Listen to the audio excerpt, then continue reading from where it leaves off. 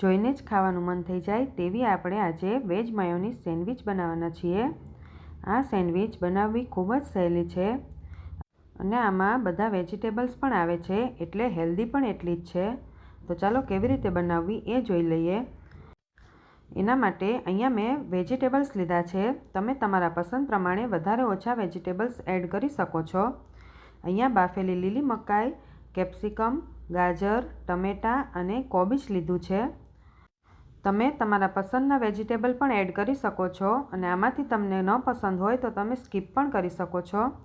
તમે કાંદા ખાતા હોય તો કાંદા પણ ઝીણા સમારીને એડ કરવાના।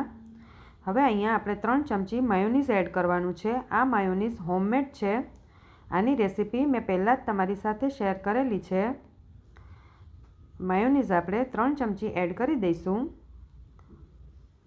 પછી તેમાં 1/4 ટીસ્પૂન જેટલો મરી પાવડર એડ કરી દઈએ, 1/4 ટીસ્પૂન જેટલું મીઠું અને 1/4 ટીસ્પૂન જેટલો ઓરેગાનો એડ કરવાનો છે। હવે બધું સારી રીતે આપણે મિક્સ કરી લઈએ।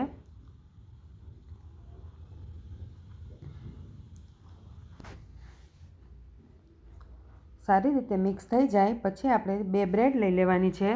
બ્રેડમાં આપણે ગ્રીન ચટણી લગાવી દઈએ। ગ્રીન ચટણી તમને પસંદ હોય એ પ્રમાણે વધારે ઓછી લગાવી દેવાની। હવે આપણે જે સ્ટફિંગ બનાવ્યું હતું એ એડ કરી દઈએ।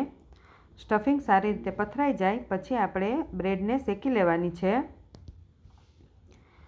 આપણે બટર નાખીને શેકીએ છીએ, તમે ઘી અથવા તેલ નાખીને પણ શેકી શકો છો, પણ બટરથી સ્વાદ સારો આવે છે। આ સેન્ડવિચ હું પેન પર શેકું છું, તમે મશીનમાં પણ શેકી શકો છો। હવે આપણે બંને સાઈડ બટર લગાવીને શેકી લઈએ। જેટલી તમને ક્રિસ્પી પસંદ હોય એ પ્રમાણે શેકી લેવાની।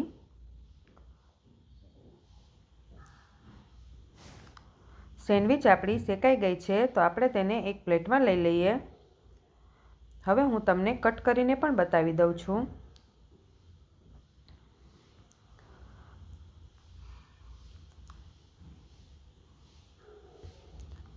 સેન્ડવિચ આપણી અંદરથી પણ ખૂબ જ સરસ શેકાઈ ગઈ છે।